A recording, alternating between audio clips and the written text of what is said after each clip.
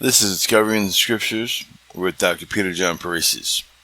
We are now moving into Daniel chapter 2, verse 1. I'm going to read it in a translation straight out without regards to English structure first.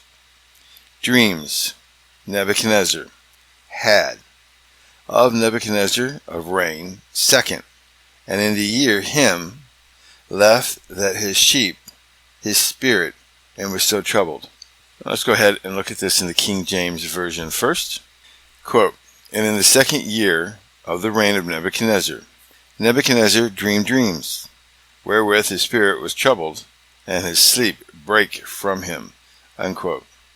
And let's read a Young's Literal Translation. Quote, and in the second year of the reign of Nebuchadnezzar, dreamed hath Nebuchadnezzar dreams, and his spirit doth move itself, and his sleep hath been against him. Unquote.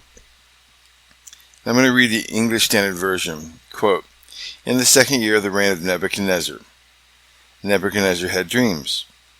His spirit was troubled, and his sleep left him. Unquote. Now let's go ahead and look at the Interlinear Bible on this now. Quote, and in the second year of his reign of Nebuchadnezzar, Nebuchadnezzar dreamed. Now let's parse that out, dreamed. It's a quell stem, so remember that is most frequently used as a verb pattern. It expresses simple or casual action, and it's a perfect aspect, which expresses a completed action. Continuing on, dreams, wherewith his spirit was troubled. Let's parse out that Greek word for troubled. It's a hepaphel stem, which is a reflective action of the quell.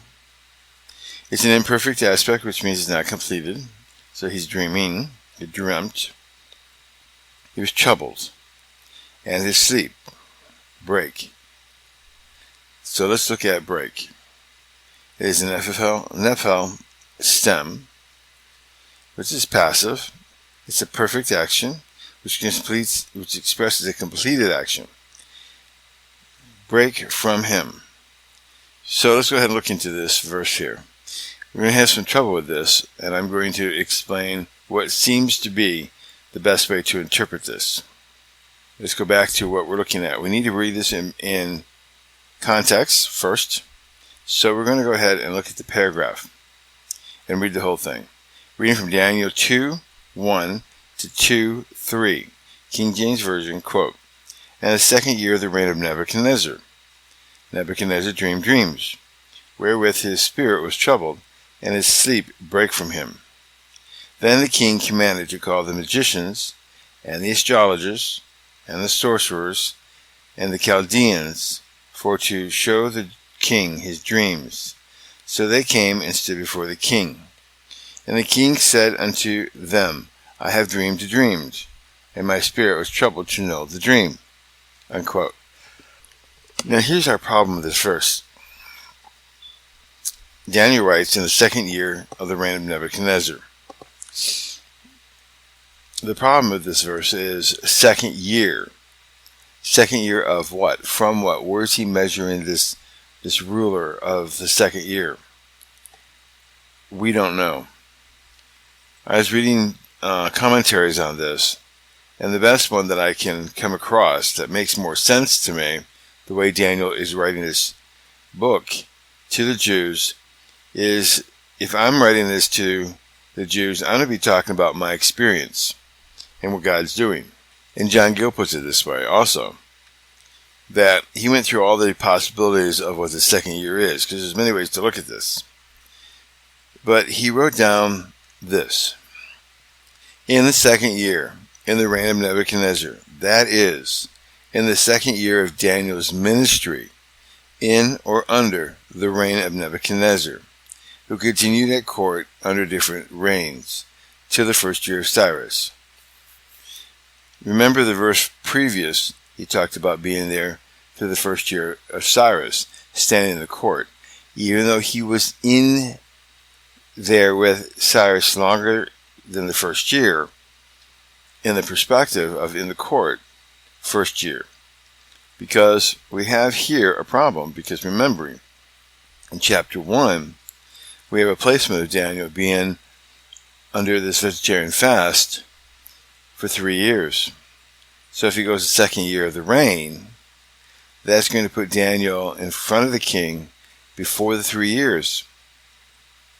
And if that's the case, which looks like it is, then that means that the king remembered that Daniel had this situation with the dream with him, but also that he still quizzed him thoroughly to see how to place him. Is he an interpreter of dreams or what? So there's a lot going on here. And as you go through the chapter, I don't want you to be confused. We're going to revisit this each time this comes up.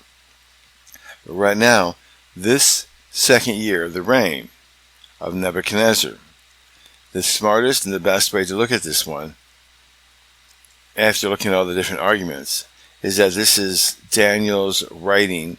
So it's Daniel's second year of the reign of Nebuchadnezzar, is what this is. Not anything else. Daniel's writing this from his perspective. So he's writing, this is my second year and this is what happened. So to paraphrase this, in my second year of ministry under the reign of Nebuchadnezzar, in Babylon, Nebuchadnezzar dreamed dreams wherewith his spirit was troubled, and he tried his best to break from the sleep, and he broke from the sleep from him. So to me, recently, and it's funny because recently, I had a dream I couldn't break out of. I wanted to badly. It was a terrible, terrible dream.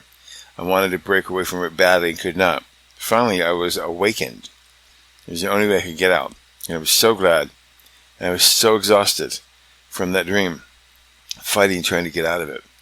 And couldn't until I was physically woke up. So that to me is what this one seems, is that in his sleep, it broke from him. So he was sleeping and he needed to get out of this because it was so horrific. And this is my paraphrase of it.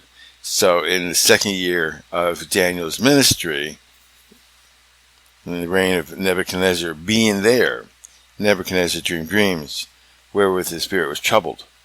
And he tried to break away from his sleep, but finally he was able to break out of it. That's what the verse means to me.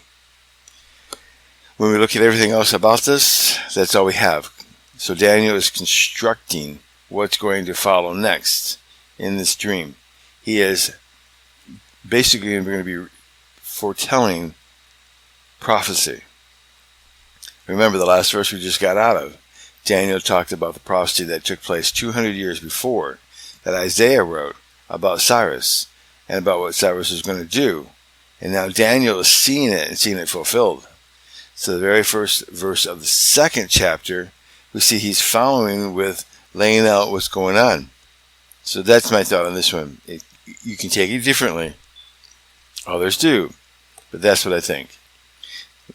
Thank you for listening to Discovering the Scriptures. May God richly bless you as you go about your way today.